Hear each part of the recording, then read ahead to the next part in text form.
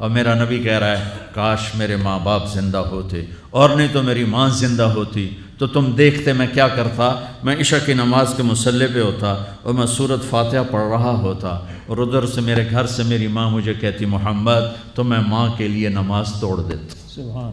ہاں، میں ماں کے لیے نماز توڑ دیتا۔ اور میرے نبی سے پوچھا گیا یا رسول اللہ قیامت کب آئے گی؟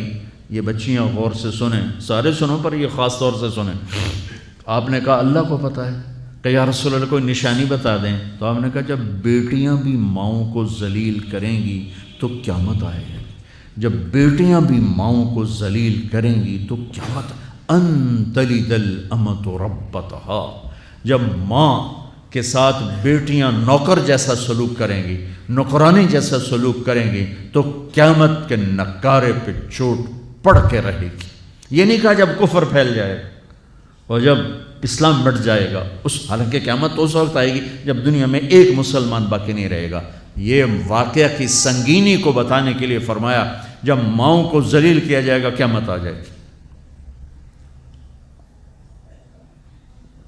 میرے نبی نے فرمایا عمر تیرے دور میں ایک شخص آئے گا اویس،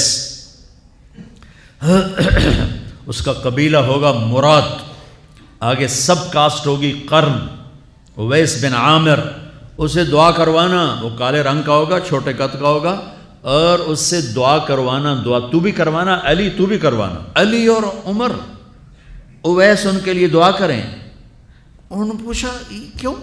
کہ اس نے ماں کی خدمت کر کے اللہ کو اتنا راضی کر دیا ہے، جب وہ ہاتھ اٹھاتا اللہ خالی نہیں لوٹاتا۔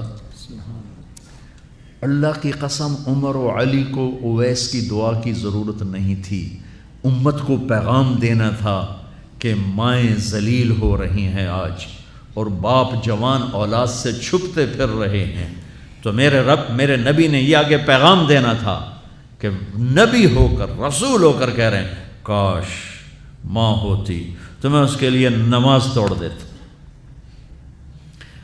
آپ کو 8 عورتوں نے دودھ پلایا والدہ سمیت، ان میں ایک ایمن بھی ہیں، آپ کے والد کی باندی۔ تو گھر میں تشریف فرما تھے، ایمن بیٹھی تھی حضرت عائشہ، تو ایمن کہنے لگی یا رسول اللہ پانی تو پلا دیں۔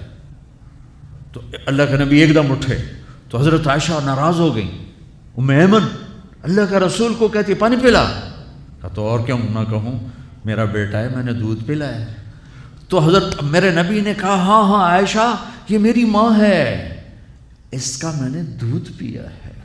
آپ اٹھے، گھڑے میں سے پانی بھر کے یوں دونوں ہاتھوں سے حضرت ایمن کو پیش کیا جو حبشی باندی تھی، چونکہ دودھ پیا ہے تو ماں کا لفظ صادق آ گیا، تو بجائے اس کے کہ برا مناتے آپ خادم بن کے اپنی ماں کو دودھ پلانے والی ماں کو آپ نے، حضرت حلیمہ سعدیہ تشریف لائیں، آپ نے اپنی چادر بچھا کر اس کے اوپر بٹھایا۔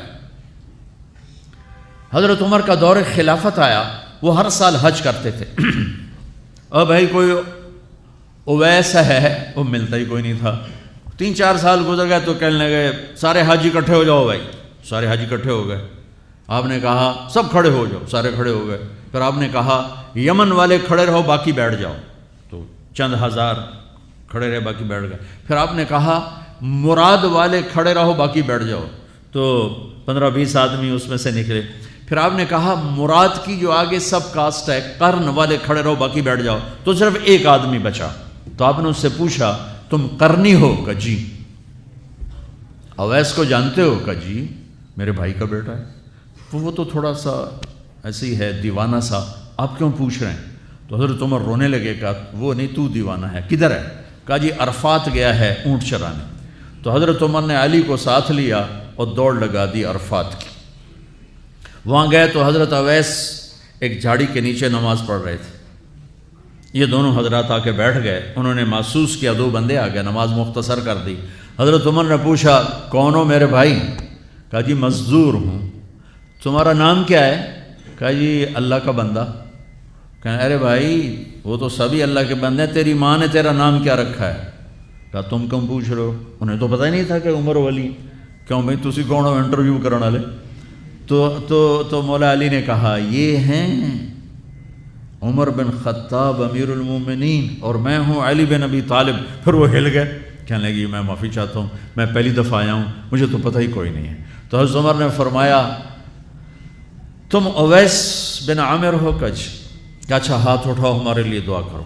وہ کہنے لگے آپ کیا کہہ رہے ہیں، یہ آپ کیا کہہ رہے ہیں، میں آپ کے لیے دعا کروں گا، میری کیا اوقات ہے؟ کہا ہاں ہمیں ہمارے نبی نے فرمایا تھا عمر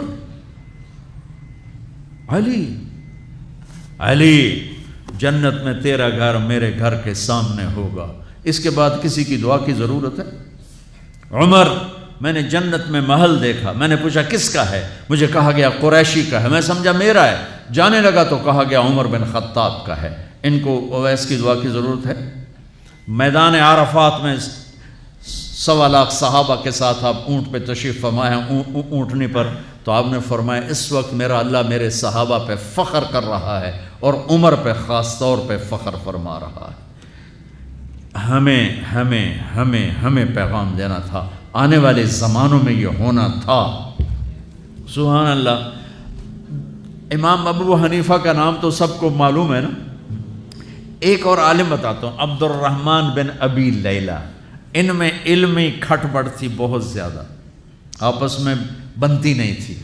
تو ابو حنیفہ جیسی ہستی جن کے کروڑوں فالوور آج ہیں، ان کی ماں کہتی نعمان یہ مسئلہ ہے، جا کے عبد الرحمن سے پوچھ کے آ۔ زندگی میں ایک دفعہ نہیں کہا ماں جی میں اس کو بڑا عالم ہے میرے کو پوچھ لو، کہا اچھا ماں جی، اپنی چادر اٹھاتے اور پہنچ جاتے دروازے پہ دستک دے کے بھائی مجھے میری اماں نے بھیجا ہے، آپ اس پہ فتویٰ، حالانکہ ان کی اپنی رائے اس کے خلاف ہوتی تھی، لیکن ماں کے احترام میں جا کر ان سے مسئلہ پوچھتے جن سے روزانہ مناظرہ ہوتا تھا، روزانہ کھٹ پٹ ہوتی تھی علمی، ماں نے کہہ دیا جا کر ان سے پوچھ کے آتے تھے، اپنی اتنی بڑی علمی قدر و منزلت کو ایک طرف رکھ دیتے تھے، نہیں میری ماں نے مجھے کہا ہے۔ تو آپ سب نوجوان ہو، ماں باپ زندہ ہیں تو ان کی دعا لو، آہ نہ لو، دعا لو۔ مجھے یاد آیا میرے والد رحمۃ اللہ علیہ کا ایک دفعہ مجھے خط آیا کہ جب پیسے ختم ہوتے ہیں اسی وقت ہی تمہارا خط آتا ہے کہ پیسے بھیج دو، کبھی آگے پیچھے بھی بتا دیا کرو زندہ ہیں کہ مردہ ہیں۔ تو تعلق ہی نہیں تھا، صرف پیسوں تک تھا، ابھی پیسے گھال دو پیسے، اب تو خط کی ضرورت نہیں ہے، فون پہ ہو جاتا ہے، اس وقت یہ خط ہوتے تھے۔